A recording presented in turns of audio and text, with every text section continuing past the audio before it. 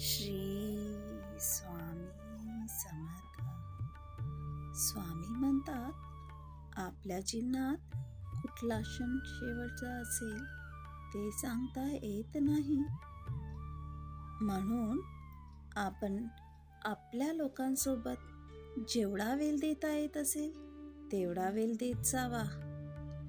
जे काही आपल्या मनात त्यांच्याबद्दल वाईट गोष्ट किंवा चांगली गोष्ट असेल ते पण वेळेवर व्यक्त करत जावा.